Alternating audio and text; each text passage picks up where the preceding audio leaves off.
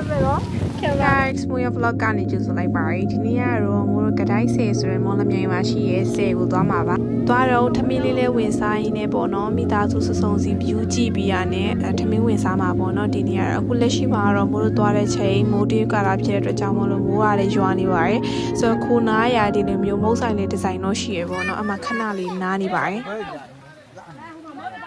အေးလာနေတာပဲ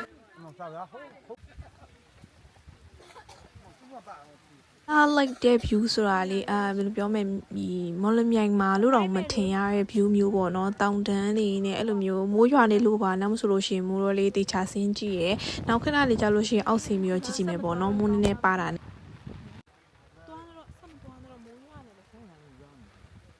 ဆင်းကြည့်ဖို့လုပ်တော့ပေါ့နော်မိုးကလည်းအရန်ရွာတယ်လေကလည်းအရန်တိုက်တာနဲ့မိုးတို့ပြန်တက်လာရတယ်ပေါ့နော်ကြကြောင်နဲ့မိုးလေးတိမ်မှပဲခဏလေးနားပြီးရနဲ့ဆင်းကြည့်မယ်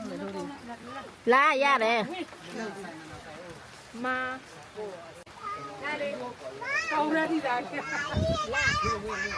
လာဟိုပြောက်ပြီလေလူတက်လူဟာလေကစားကရင်လို့ဆိုလိုက်ကရင်လို့ဝယ်ရပါပြီဒီမှာဆိုပြီးလားမသိလူတဲ့တစ်ခဲမပါလားကရင်ရွာဖြစ်တဲ့အတွက်ကြောင့်မလို့ကရင်နေရမ်းများပါတယ်ကရင်စကားတွေရမ်းပြောကြရပေါ့နော်ဆိုတော့ဒါကဒီမိုးတို့ဒီမုတ်သမအလွန်ပတ်ချမ်းသွားမယ်ဆိုလို့ရှင်ရောက်တာပါဒါကအမပါကရင်လည်းမသကောဆိုတာအမပါကရင်အကညောလည်းရတယ်သကောလည်းရတယ်မမိုးဒီမိုးကရင်ကညောလည်းတေးဒါသကောကရင်ဒါဟိုမိုးဒီမိုးကရင်ဒါဒီမှာပဲနေတယ်မိုးလည်းညလာပြောက်သူမလဲနော်ပြကောင်းဒီမှာပဲအိတ်ကြတယ်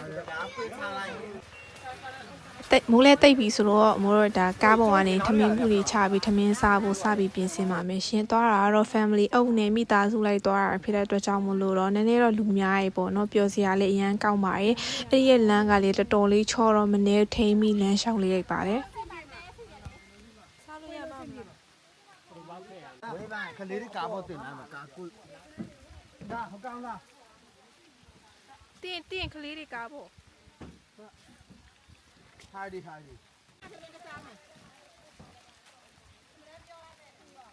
င်ရွာပဲဝင်လိုက်တော့မင်းသားမစားပြီးတင်ရွာပါဒီလေလာအခုဒီကာဘယ်လိုလုပ်မှာလဲတွေ့မှာပေါ့လောက်သွား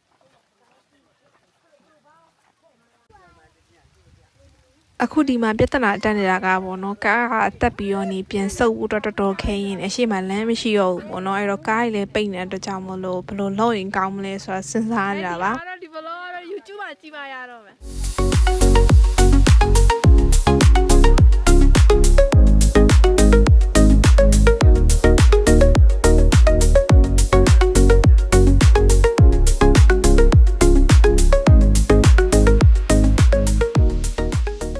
ကြီးမကြီးကျမတို့မိုးတိတ်ပြီးဖြစ်တဲ့အတွက်ကြောင့်အောက်မှာ view တကြီးတော့ပါမယ်ရှင်အရန်လာတော့အောက်ကနေကြည့်ပူတော့လှပါတယ်သူကဂရိုက်ဆယ်ပေါ့နော်ဆယ်မြောင်းပုံတမန်ပုံစံမျိုးလောက်ထားတယ်ဒါပေမဲ့အဲ့လိုမျိုးတောင်ကုန်းလေးပေါ်မှာ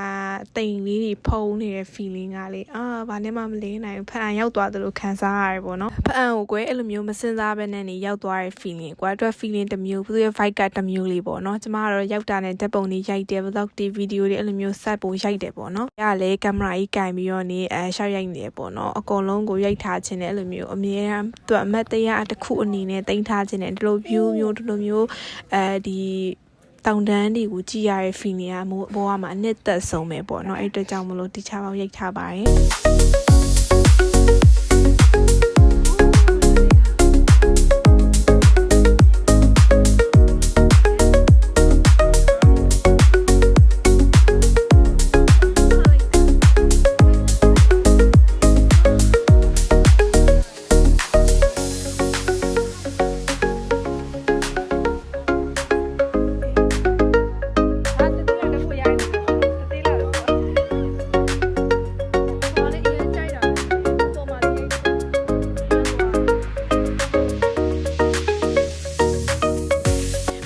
လေပင်လယ်နဲ့ဒီတောင်တန်းတွေလေတဲ့နေရာရွေးမယ်ဆိုလို့ရှိရင်တော့တောင်တန်းနေနဲ့အဲ့လိုမျိုးမြစ်ချောင်းအင်းအိုင်တွေရှိတဲ့နေရာတွေကိုပိုရွေးဖြစ်မယ်ပေါ့နော်ပင်လယ်တွေကြတော့မိုးသိမ့်မကြိုက်ဘူးရေလည်းမကူးတက်တာလည်းပါတယ်ပေါ့နော်အခုတက်ဖို့ရိုက်ဖို့အတွက်ကိုစပြီးတော့နေပဲပေးတော့မယ်ပေါ့နော်တက်ပုံတွေဗီဒီယိုတွေရိုက်လိုက်ပါအောင်မေး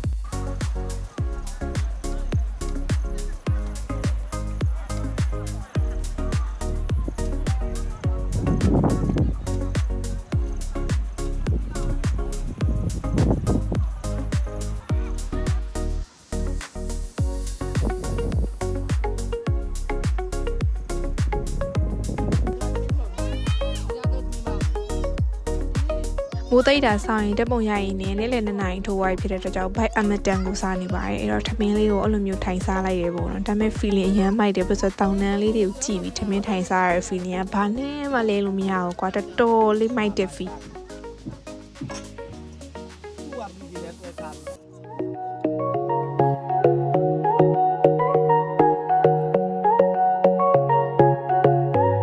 ဒါကတော့မိသားစုတစုလုံးထမင်းစုစားနေတာပေါ့နော်ကျမကတော့ဟိုပတောက်လေးမှာ view ကြည့်ပြီးစားနေပါတယ်